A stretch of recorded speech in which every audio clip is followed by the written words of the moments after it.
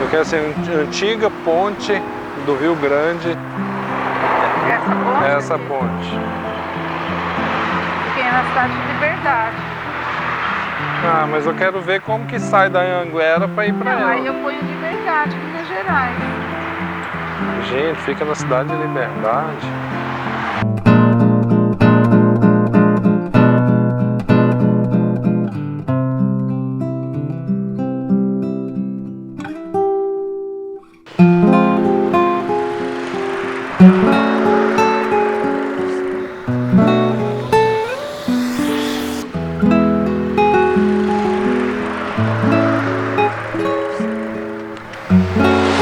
Essa é do começo do século XX, pela estrutura dela. Como aqui está longe de Patos, né? Não é uma coisa que faz parte da história que eu... Olha o tanto de gente pescando na beira. O vento na beira do rio era o vento na beira do rio, era o vento, o vento. Árvores murmuravam folhas, sussurravam sombras, gritavam insetos e pássaros. Tem uma canção que eu fiz com o Saulo sobre o encontro do Rio Grande com o Rio Paranaíba. Tem gravada? Tem gravada pelo Trio José.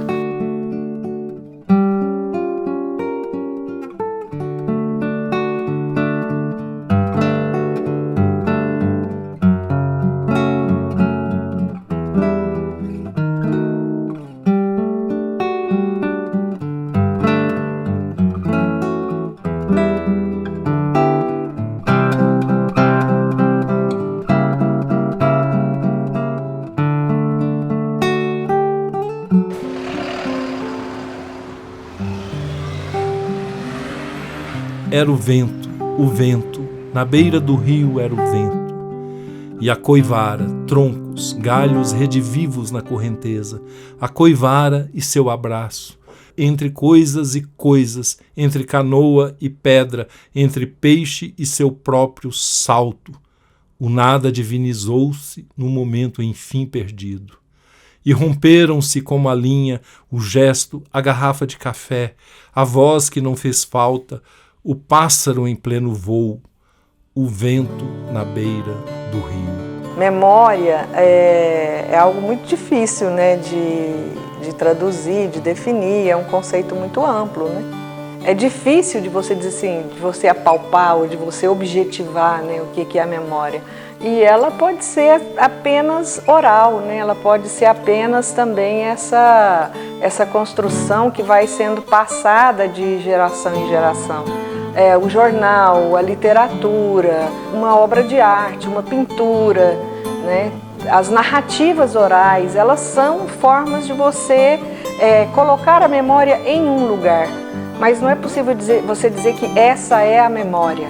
Essa é a sua memória, na sua perspectiva, da forma como alguém, como um pintor pensou uma cidade, ou como um poeta, né, descreveu, narrou sobre uma cidade, ou sobre a sua própria vida pessoal, né, os seus espaços de vazio e que às vezes você vai preenchendo com alguma coisa ou outra, né, tentando reconstruir aquilo. E aí é uma memória muito própria, né?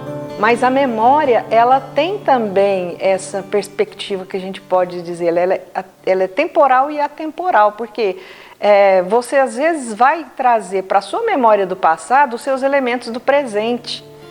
E aí a gente na história, né, na história um pouco mais objetiva, quando você vai produzir, você vai às vezes estar fazendo uma coisa que a gente chama de coisa sincrônica, né? Que não era daquele tempo, mas que você coloca lá porque é o tempo que você está vivendo, né? Então você vai colocar essas coisas do seu tempo, do seu imaginário desse tempo, naquele lugar. Aí nós nos conhecemos num boteco. Olha só. Só que quando eu fui conversar com o Tarcísio, ele já sabia de mim. Eu tinha escrito um poema no colégio estadual. Você lembra disso? Lembro. Um poema Não, que ironizava o cristianismo. Começava assim: e o Júlio é nosso que estás no céu, e cada dia mais distante. E alguém na sala dos professores. Ah, bom, Uhum. Foi isso? Eu não estou lembrado mais alguém assim direito. de. Que escândalo, que absurdo! Era no jornalzinho dos estudantes do colégio estadual. Aí o Tarcísio ficou do meu lado. Aí quando o Júlio, que era aluno dele, que era meu amigo, que já morreu, né? Morreu novo. Morreu novo, é. Frequentava Guimarães aqui também. Ele nos apresentou num boteco. Aí o Tarcísio lembrou. Era o autor do poema. Do poema, isso mesmo. É. Não, acho que eu soube ali que você era o autor do poema. Aí eu desci, a única vez que eu fui famoso, né? Aí tinha um poema meu que foi lido no conselho. Eu devia ter 17 anos, 18 anos. Né? Foi tema lá da sala dos professores, meu. E o professor estava do meu lado, né? Ficou meu amigo. Nós somos amigos, o resto da vida. Né? Isso tem Nossa. 40 anos, 41 anos, por aí. Por aí, Treinavam-nos para estátuas de cimento, filhas de estatuetas de barro. Havia piolho, sarna, vômitos e hinos. Havia filas e um impossível perfilar infantil. O uniforme, a bandeira nacional manchados com sangue. Em corredores e pátios tão vastos que não nos continhamos. Ainda há pouco soltos na praça aberta e perdida, onde caíra o primeiro avião, vindo de um céu mais aberto e perdido. Ali seus restos tardios a nos conduzir ao moderno inferno, um mundo distante e sempre novo, que com atraso inaugurávamos. Escadaria e pedestal, arquitetura, pela primeira vez nos engolindo e elevando. E havia o tapa, o soco contido no limite, um adulto com suas marcas dizendo ao outro: pode bater, sim, inocência é aquilo que logo se perde. E trancaram-nos com o anjo da guarda, numa estampa de cores fortes, porque trocávamos gargalhadas e figurinhas, futuros dóceis selvagens, animais ociosos que aprenderiam a ler e a rezar, a fazer as contas básicas de uma vida, a lembrar corretamente e a agradecer a cicatriz desta e de todas as vacinas, a dor repetida e quase decorada. Pontas de lápis, dedo alheio no apontador, unhas crescendo quanto mais cortadas, escarro no ladrilho hidráulico, no ar um mau cheiro vívido e ignorado, lição que no íntimo se insinuava, talvez a revelação precoce da morte, talvez a descoberta do primeiro amor, certamente a presença lasciva do mal que habita cada um de nós e que também, câncer, fruta sem muros, flor roubada, cresce. Que no lugar dessa paineira jovem, de 2 anos atrás, ela foi plantada, era a maior árvore da cidade, a maior árvore da praça, né? Lógico. Era uma paineira que durante décadas foi uma mulher da cidade, assim, plantou durante décadas, né? Ela ficou muito gigante. Foi um ponto de encontro, um xodó da cidade, cara. As flores rosas, né? Bonitas, as painas.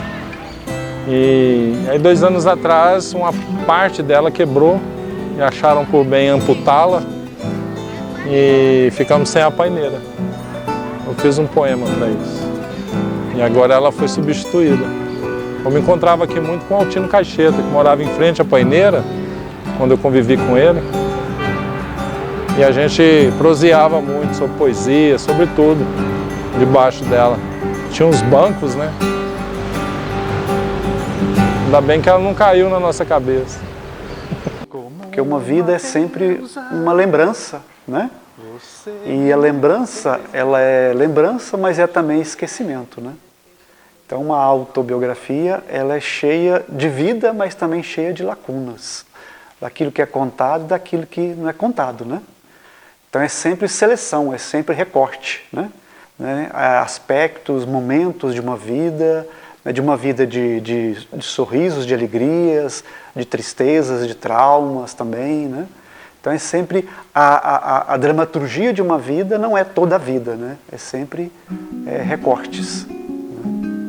O Altino está aqui, eu acabei de ver uma foto. Aqui é o Luiz Salgado, ó. Luizinho Salgado. Aí, aqui, ó. Isso aqui é o Magalhães Pinto na inauguração da estátua que nós vamos lá filmar. Ó. E esse aqui, ó, historiador Oliveira Melo, escritor da cidade. Esse aqui foi meu amigo. Esse é o Joaquim do Fubá, um poeta popular, consegue ser mais rústico e da oralidade do que o Juca. Era muito singelo que ele. E ele fabricava fubá no moinho caseiro, numa fazendinha aqui perto, depois da ponte do Rio Paranaíba, e vinha vendendo uma mula na cidade e entregava de porta em porta. Esse é o Elias do Crachá, figura emérita de Patos de Minas. Está em todas. Olha a elegância dele, sempre. E elegância no discurso também. Esse é um patureba, patês, o mais famoso, né, da cultura, só que ele apenas nasceu aqui, ele ficou aqui em Patos um ano. É o grande escritor brasileiro Altran Dourado. Ele já é falecido. Esse homem ganhou o prêmio Goethe da Alemanha como escritor, um dos escritores mais importantes do Brasil. Aqui as pessoas são esquecidas, mas os livros dele têm dezenas de edições, né? Novelista, romancista. Eu sou a estátua, a pequena estátua do homem do campo. Levo um balaio de milho, trabalho em roupas de missa, pois estou numa avenida e este é todo o meu canto.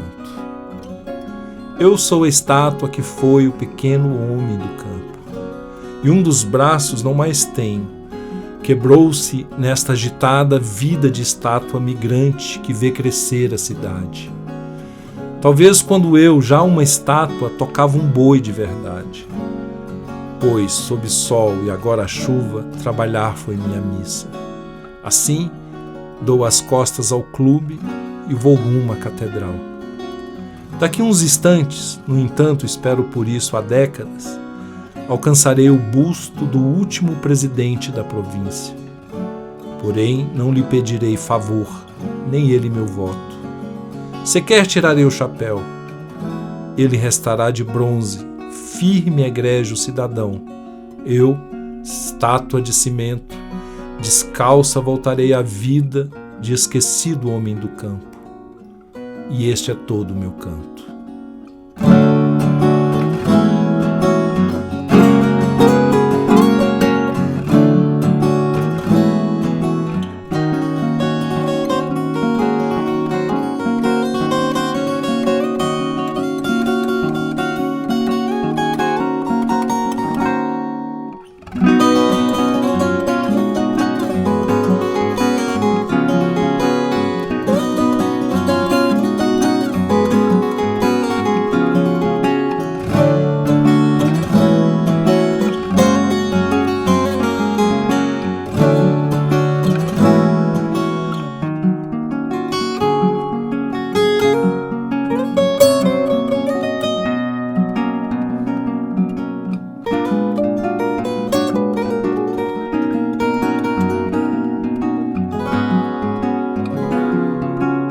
Se fosse possível atravessar uma praça, se fosse possível o poema com todo o seu futuro, toda esta verdade jamais inventada, se o silêncio nos habitasse mais do que o vazio, se o vazio repercutisse nosso grito, se soubéssemos que está sempre amanhecendo, iríamos, como vamos, sobre duas pernas e uma nuvem, porém não a caminho de um outro lado, que não é outro e sempre nos entrega os mesmos, embora mais velhos e claudicantes.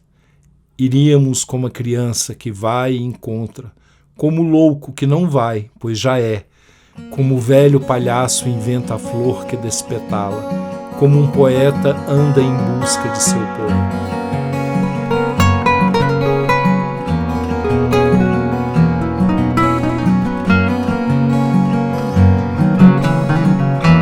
Que era o Largo da Matriz Antiga, que é aqui atrás.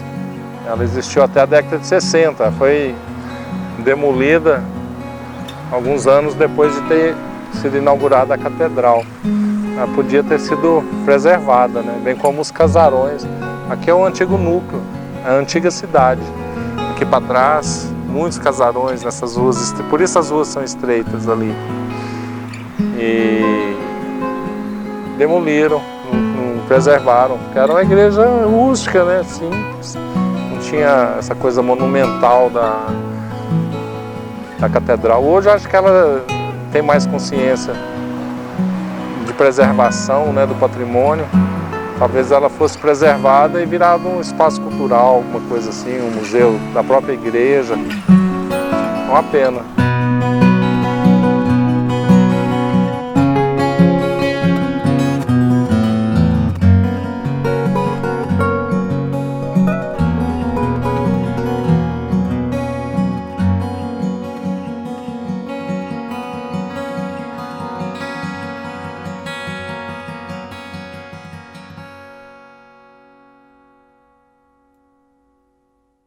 Caixões são canoas solitárias e pescar, muito mais que metáfora, é oração, eternidade e mistério.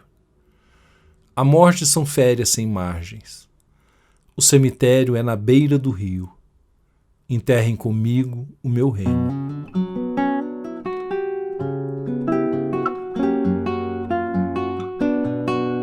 A importância do caminhão, né? Que eram 2 tios caminhoneiros, Tizico e o meu pai, né? É tio.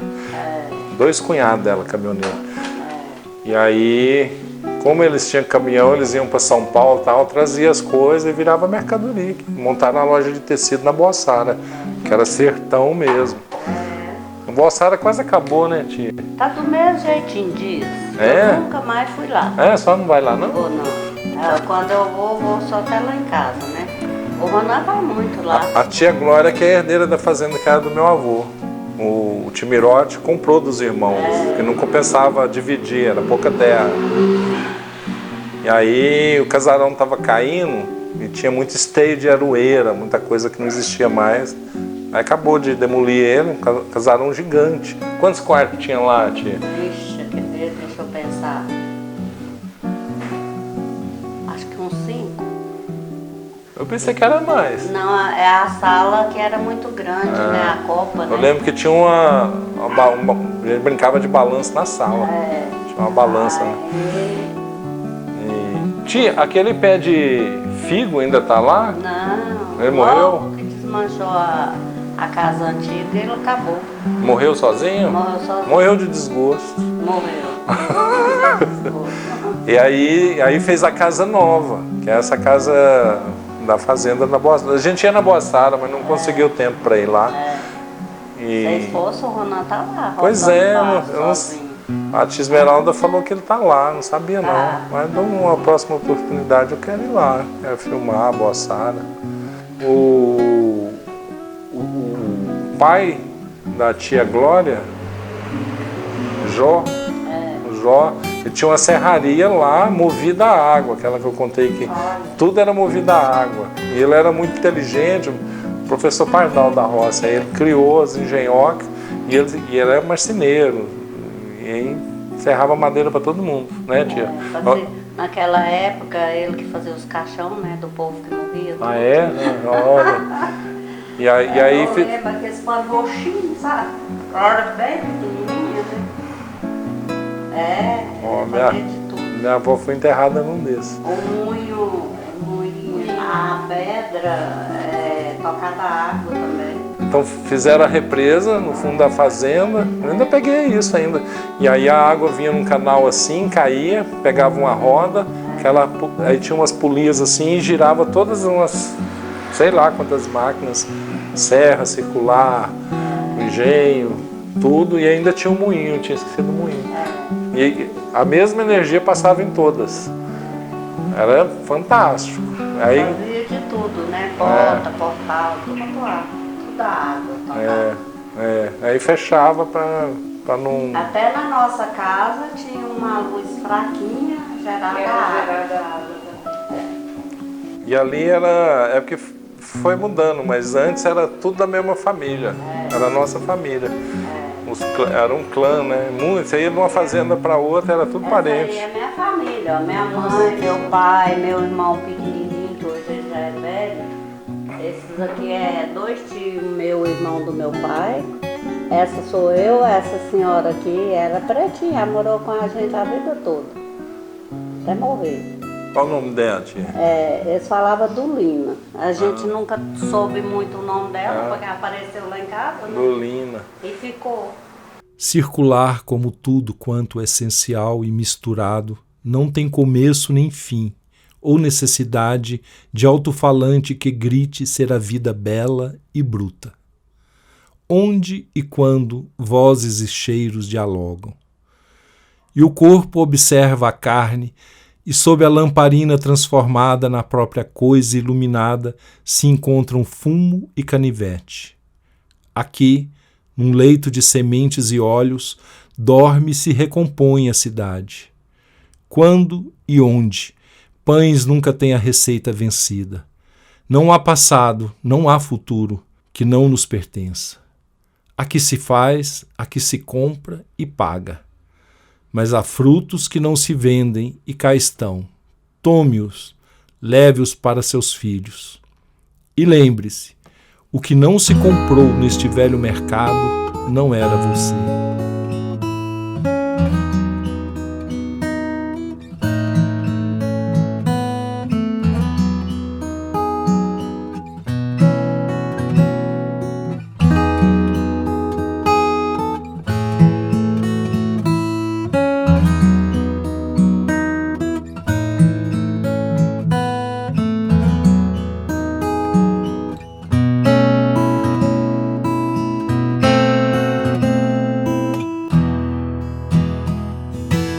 Essa é a famosa guariroba, é o palmito amargo do sertão.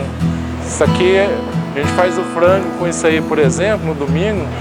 Uma galinha caipira custa X, isso aí custa mais do que é caro, é um luxo. Mas já não passa isso aí no domingo. Você já vai usar só esse miolo aqui, ó. Isso aqui não foi descascado para proteger o miolo. E é muito gostoso, você tem que saber fazer, ele é amargo.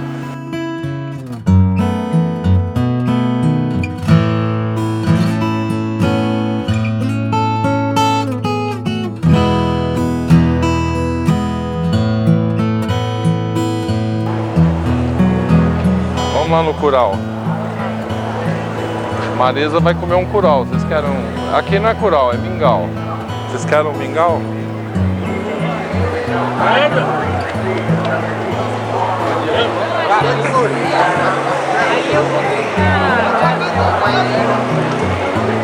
Eu trouxe uma sacola de feira, viu? Daquelas.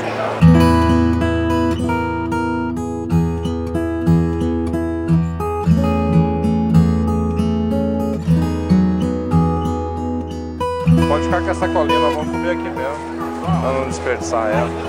Obrigado. Obrigado, gente. Pega um garfinho aqui. Ixi, tem 3 aqui. Ele é lá do Santiago, a fazenda, é num distrito...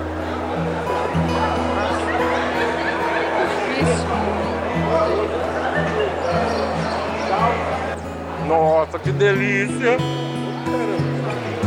Vai cair no chão. É. Gostoso, hein? Vocês são da Baixadinha mesmo? Vocês... Olha, eu ia muito lá. Vocês fazem uma festa de reis ainda? Mas, você, as minhas primas lá de Brasília que estavam fazendo. 50 anos atrás eu ia lá na casa do Zé Tomás, hein? Zé Tomás? Zé Tomás é meu tio. Ele é seu tio? Olha só. Tinha o Tomás, que tinha também. Tinha o Tomás. É, pois é, eu ia muito lá. Agora asfaltaram tudo ali, né? 14,50 com mais 12. Aquele asfalto. Vai dar 26. 26,50. Aquele asfalto que fez ali, a rodovia levou o nome do meu pai. Qual que é o nome do seu pai? Natalino Fernandes. Ah, o Natalino, que fazia o doce de leite. Conheci demais, ele andava de bicicleta entregando o doce. Olha que ele foi me lembrar. Ele pediu. A gente separava os litros de óleo para ele, as latas, para ele preenchia com o melhor doce de leite da região, o Natalino. Aí ele põe um plástico assim, uma borrachinha, 1 litro As latas de óleo, É. entregando de bicicleta. O meu pai chamava Celestino, já morreu. Ah, é. Celeste. Chamado Celeste. É. Meu pai tá lá de Maria. Aí, olha só. Tá 25 E a gente conversando, a gente vai. Às vezes você conhece. É que tem décadas que eu moro em São Paulo. Eu lembro demais, meu pai falava Celeste. Aí você mora em São Paulo? Eu moro em São Paulo. Essa turma aqui é de São Paulo.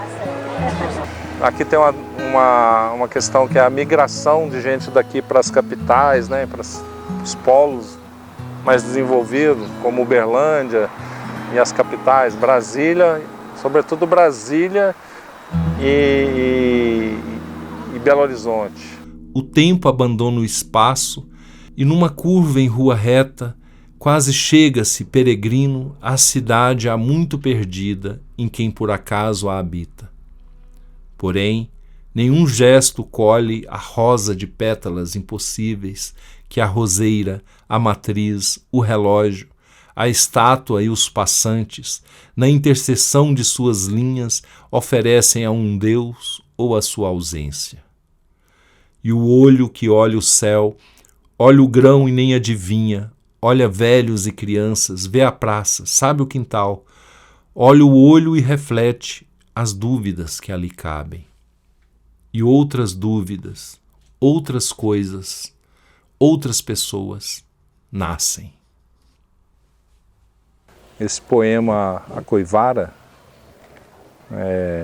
eu fiz ouvindo o vento, umas folhas, num lugar bem distante daqui, e com a natureza mais trancada do que a em que eu fui criado, né? Ou seja, numa metrópole, em São Paulo, mas me inspirei, me lembrei, né, ao ouvir o vento, trancado na pandemia um dia, e aí isso me fez recordar o vento que eu ouvia na beira do rio Paranaíba quando eu estava pescando. Pescava lá com meu pai, numa canoa. Coivara, né, aqueles galhos que ficam quando você ara a terra. É um sistema de plantio, né? Você tira os galhos assim, bota fogo e planta. E por extensão aqui nessa região, são os galhos que o rio traz, os troncos mortos, os galhos, e que acumulam numa curva e que fica muito perigoso. Por isso, né, a canoa também tende a ir para lá por conta da correnteza, e que te joga contra aqueles galhos. É uma coisa perigosa, a coivara. Câmara dos Vereadores e prisão, né? Tem a prisão municipal. Então, geralmente era esse edifício, uma prisão embaixo, uma escada lateral para subir, isolada a Câmara dos Vereadores. E aí um dia conseguiram construir, não sei mais em que ano do século XIX, e a cidade se emancipou, tornou-se cidade, né? E antes era dependente de, né, era distrito, alguma coisa assim de Patrocínio, que era a cidade maior, que tem um prédio que é um pouco mais monumental que esse, eu acho, de Câmara e cadeia também. E foi cadeia até a década de 90, né? Exatamente. E a gente passava aqui na rua e os presos estavam lá, eles faziam artesanato para vender, ficavam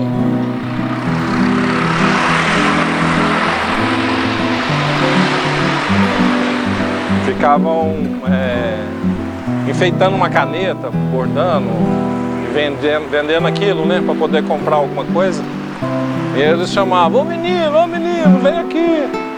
Aí a gente ia com medo, né? Era bem criança ainda, sei lá, 10 anos. E... vai ali comprar um cigarro pra mim, vai ali comprar um litro de leite pra mim, ou pedia dinheiro. Era isso. A gente vinha visitar os presos também, trazer coisas, fazer caridade, né? Ó, essa foto aqui vai entrar pra história. Fica engraçado, né, que eu sou gigantão. Pois é, Paulinho eu fico assim humilhada perto dele, ele é grande demais. Eu aprendi com elas todas. Você sabe melhor que nós. Meu pai cozinhava também. Minha mãe fazia muito, isso aqui é uma coisa muito típica nossa, que é a abóbora com quiabo. A minha mãe também fazia abóbora, quiabo e jiló. Só faz jiló também? De vez em quando eu faço. Aí, tudo na mesma panelinha. Isso é uma delícia. Feijãozinho assim, ó, da hora. Um feijão cremoso. Um arrozinho. Mas só não como mais carne, não? Aí, carne? É. Eu fiz, foi um frango na airfryer aí, ó. Ah, tem um frango ali. Tá moderna. Eu faço essas comidas lá, tia. Eu comprei uma panela desse tamanho aqui pra levar. A tia foi escalando todos os cargos de professora rural até ser diretora em contendas? É Lanhosas, Lanhosas, que é uma região rural daquela. Ela era diretora, só aposentou, né? Eu aposentei. Eu aposentei lá na direção e também na supervisão. E aí meu pai, o Tião, eles eram da roça, né? Meu pai virou caminhoneiro. Eram muito inteligentes, mas não estudaram, né, formalmente.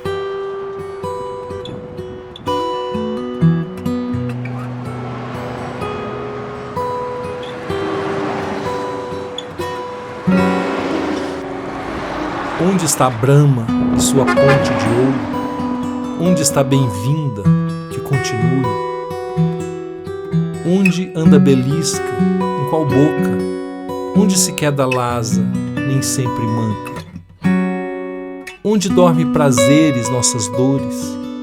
Em que cama Nazaré ora se busca e refaz mundo e homem a pior? A quem agora Lena lava os pés?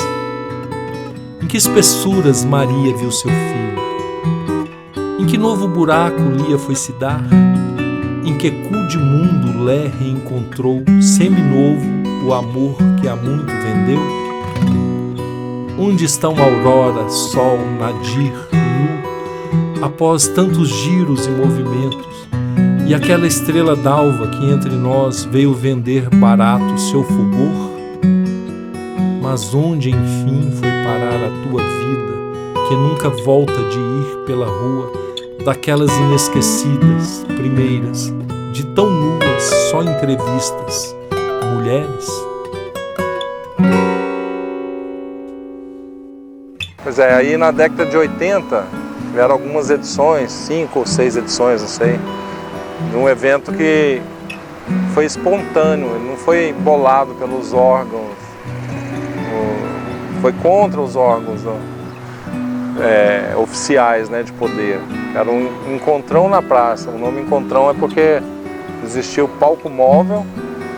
E aí, no contexto todo da repressão, da ditadura militar e tal, né, os artistas pegavam um caminhão, colocava num bairro da cidade e faziam um show, fazia várias manifestações, peças de teatro. Teve um movimento cultural da década de 60 e 70 muito importante. E aí o encontrão é o encontro desses palcos móveis em bairros da cidade. E deu muito certo, e vinha artista do Jequitinhonha. Era a Semana Santa que se fazia esse evento, para esse evento. E eu foi de 17 a 22 anos, alguma coisa assim. E foi muito importante para mim, né, para outras pessoas. Aí vinha Décio Marques, vinha Rubinho do Vale, vinha... Você vai conversar com músicos mais velhos em São Paulo, eles têm isso aqui como referência. O nosso Galba tocava aqui direto. Eram dezenas e dezenas de músicos. Eu acho que o Instituto Juca bebe aí, entendeu? Eu já vi isso acontecer. Eu lembro foi malhar o Judas num dos mastros que tem aqui na praça, de hastear a bandeira. O cara pregou o Judas, o maluco lá de Brasília, que eu conheço até hoje, pregou o Judas do poste do meio, que é da bandeira nacional, com a bandeira lá, que era época de festa, e queimaram o Judas, queimou tudo. A polícia chegou, né, prendeu ele, queria colocar dentro do camburão, aí o povo não deixou. Nós cercamos a polícia e teve que negociar, né? Era muita gente. Todo ano escolhi um homenageado, um deles eu mostrei para vocês, Joaquim do Fubá, foi o Joaquim do Fubá, que estava vivo ainda, que esteve no palco, reconheceu uma figura invisível da cultura, né?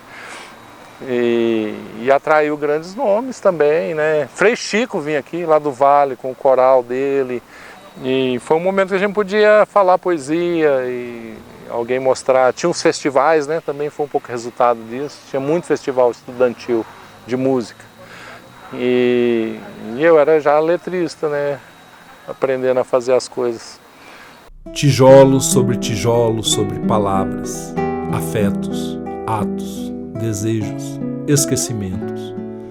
Não somente no chão finca-se uma casa, e esta que eu tive segue-me como um cão.